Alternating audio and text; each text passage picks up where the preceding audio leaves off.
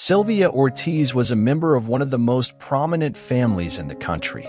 Her father was a chemistry specialist and dedicated his entire life to conducting research and experiments that earned recognition from his colleagues. Her mother, in turn, was a doctor and, alongside her husband, engaged in exchanges aimed at contributing to the development and advancement of medicine. For all the efforts they made and, above all, for their discoveries, the country's government rewarded them with a beautiful house where they set up a laboratory and had the freedom to conduct all their studies and experiments. Additionally, they were assigned high salaries, which made them feel more committed. When they got married, they agreed not to have children because they wanted to dedicate themselves entirely to their work. However, to their surprise, their contraceptive method failed, and she became pregnant. During the pregnancy, she completely stepped away from work, as sometimes they handled substances that could be toxic in her condition. Her husband insisted on extreme measures for everything to go well. On the expected date, Sylvia came into the world, the daughter of those important researchers who practically changed their lives. The girl's grandmother dedicated herself to caring for her from the moment of her birth. For about a month, the doctor took care of her daughter, although she did so only a few times a day, as it was the grandmother who gave her first bath, her first bottle, and warmed her at night with a candle and oil. When the doctor and her husband resumed working together, they had little time for the girl, to the extent that they didn't even breastfeed her. Sylvia knew she had a father and mother, but since she hardly saw them, she recognized her grandmother as her mother.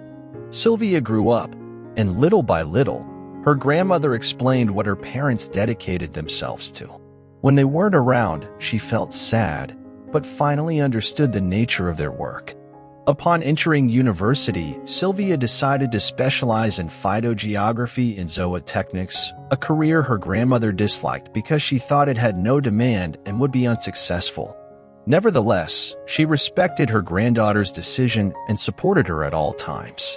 At university, Sylvia met Carlos, a classmate she fell in love with, and they established a relationship that lasted the 4 years they spent studying.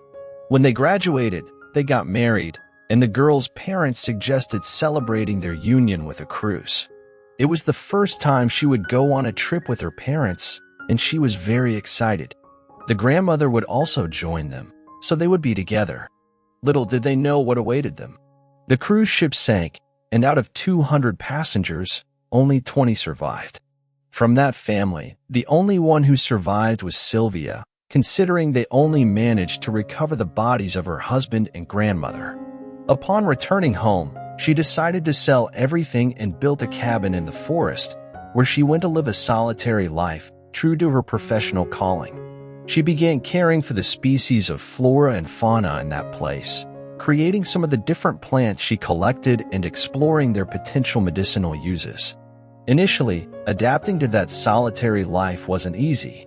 After losing all the beings she loved, she feared being surrounded by wild animals. However, she felt it necessary to distance herself from everything that reminded her of the pain she had suffered. In the first week, the woman had a big scare when a bear almost attacked her, but that didn't scare her off. Instead, she got her vehicle and bought a lot of food for the animals.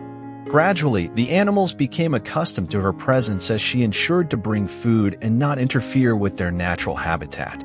5 years after settling there, she received a visit from the mayor of the area, who proposed that she become a kind of forest protector and offered her a salary.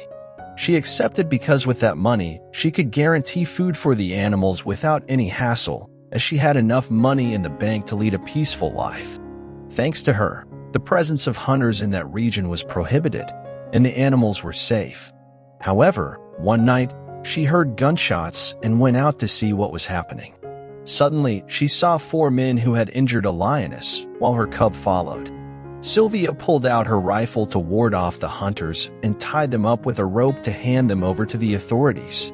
The lioness died minutes later while her baby licked the wound.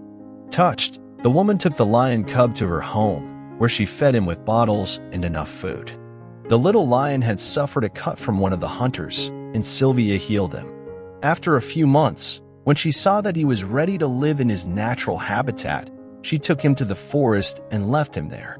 Meanwhile, the heartless men who killed the lioness were sentenced to prison for other more serious crimes. Years passed, and Sylvia grew old in that place.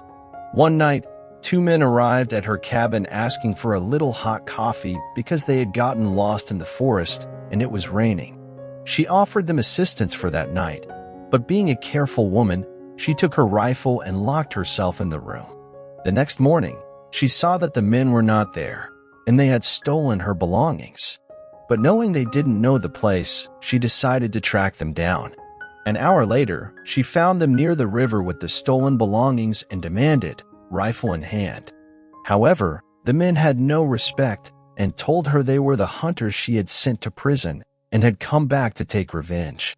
They took her weapon and said they would leave her exposed until she died of hypothermia. As they were tying her to a tree, a huge lion appeared and attacked the men. Seeing the scar on one of his paws, Sylvia knew it was the little lion she had raised, and the animal saved her life, just as she had done years ago, demonstrating that the friendship between animals and humans can be one of the most loyal. Dear friends, here ends today's story. We would like to hear your opinion on the story. Subscribe to our channel, leave a comment, and a like. We'll see you in our next video. A big hug, and until next time.